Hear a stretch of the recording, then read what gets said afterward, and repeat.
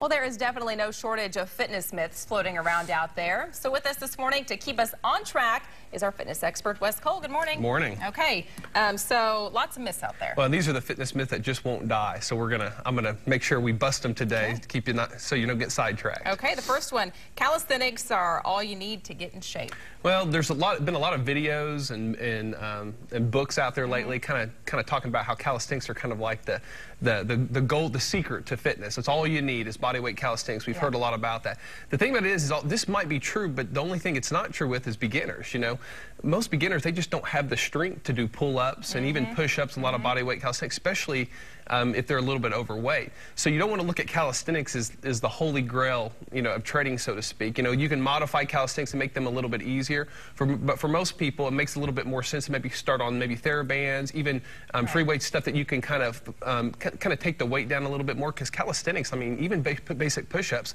they're real hard if you have. I can't do pull-ups. Yeah, I mean, you really can. So you want to kind of look at calisthenics as just another tool, another of the many tools that can be effective, but don't look at them as the only thing. Okay, all right. The next one, high rep training is better than heavy lifting. This is another myth that I try to tell a lot of people. You know, it's one of the things that keep a lot of people's wheels spinning, you know, just for years and years without getting results, especially for women. The thing about it is research shows us that beginners can see a lot of strength and muscle results on doing high rep, you know, 15 to 20 rep range.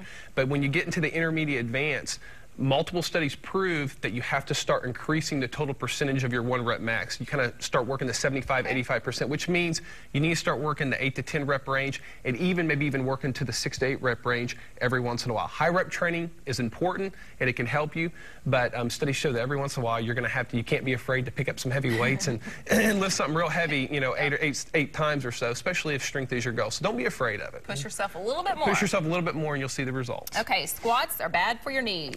And this is another one that I just hear all the time. And there's a lot of people that have this belief that squats they're unnatural movement. It's not good for your knees.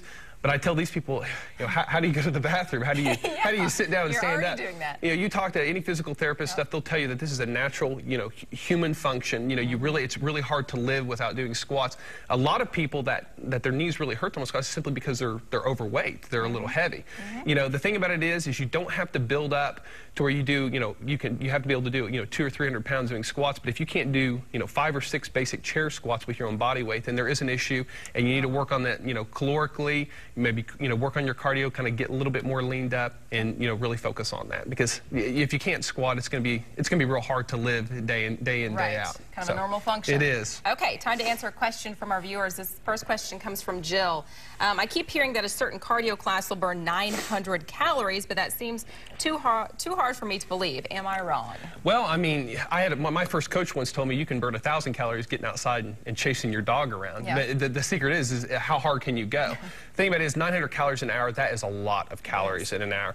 You're looking more on maybe the 300 or 400 calorie mark, you know, for an hour if you're kind of more of a beginner intermediate. 900 calories, that would take a tremendous athlete to do. So don't look at it, I tell all my clients, if they're kind of new to exercise, focus on working out more moderately, but more often. You only burn 300 calories, you know, once or twice a week, but if you do that 5 or 6 times a week, it adds up real quickly. But 900 calories, that's a lot for a beginner in 1 hour. And you know, a little bit's better than nothing at all. So just as long as you're doing something and burning some calories. And I'm going to tell you right now, I've trained thousands of clients. The clients that get in there and they hit it, you know, 4 or 5 times a week moderately, they always seem to get more results than the people that hit it they try to kill themselves, you know, once or twice a week. So. All right, good advice. We are out of time. If you have a question that you would like Wes to answer, just go to the weekend morning section of our website, kjrh.com, click on the Habitual Health link, or give Wes a call, 749-0960, or check out his gym on 46th, just east of Sheridan.